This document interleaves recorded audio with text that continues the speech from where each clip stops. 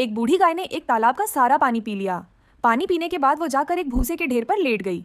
उसे एक ख्याल आया, उसने अपनी पूरी जिंदगी मालिक के लिए मेहनत की। अब तो उसे आराम की जिंदगी मिलनी चाहिए थी, लेकिन मालिक अभी भी उसे खेतों में जोत रहा था। और एक दिन वो आंधी तूफान का फायदा उठाकर मालिक के घर से भाग निकली। रास्ते में उसकी मुलाकात एक भेड़ से हुई। भेड़ ने बताया कि उसने अपनी आधी जिंदगी मालिक को ऊन देकर गुजारी है, लेकिन अब जब वह बूढ़ी हो गई है तो मालिक उसका एहसान चुकाने के बजाय उसे मारकर मटन बिरयानी बनाना चाहता है।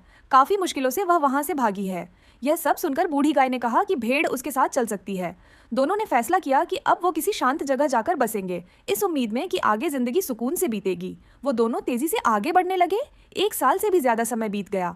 एक दिन गहरे जंगल में तेज हवाओं के बीच नीचे की तरफ उतरते समय गाय एक जंगली सुअर से टकरा गई। उससे थोड़ी पूछताछ के बाद पता चला कि वो शिकारियों से बचकर भाग रहा था और एक गड्ढा खोदकर उसमें छुपने की सोच रहा था। उसे इतना डरा हुआ देखकर गाय ने उसे भी अपने साथ चलने को कहा। अब धीरे धीरे उनकी टीम बड़ी हो गई। समय बीता और सर्दी आ गई। एक मुर्गा पेड़ के नीचे छुपकर कुकड़ू कर रहा था। वो सब उसके पास गए और पूछा, क्या हुआ?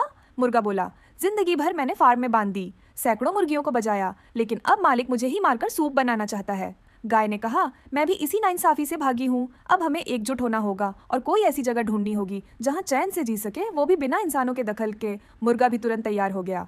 अब तापमान 31 डिग्री तक पहुंच चुका था। कड़ाके की ठंड में जानवर कांप रहे थे। गाय ने सबको हौसला दिया, अगर हम डटे रहे तो हमें हमारा ठिकाना जरूर मिलेगा। और ठिका वैसा ही हुआ।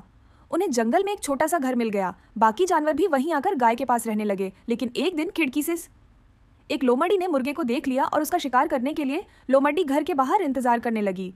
कुछ देर बाद मुर्गा बाहर निकला, लेकिन जैसे ही लोमड़ी मुर्गे को झपटने गई, वैसे ही सुअर ने जोर से दरवाजा खोल दिया, जिससे टकराकर लोमड़ी धड़ाम से दूर जा गिरी। लोमड़ी समझ गई कि यह उसके अकेले के बस की बात नहीं है। वो दौड़कर एक बूढ़े भेड़िए के पास गई, जो शिकार न मिलने से पेड़ की छाल खा रहा था, और बोली, पास वाले घर में कुछ जानवर रह रहे हैं। लेकिन भेड़िया और लोमड़ी दोनों चालाक थे। उन्होंने सीधे हमला नहीं किया, बल्कि एक प्लान के तहत उन्होंने जाकर एक भूखे भालू को बहलाया, फुसलाया। भालू लालच में आ गया और रात के समय वो घर में घुस गया। लेकिन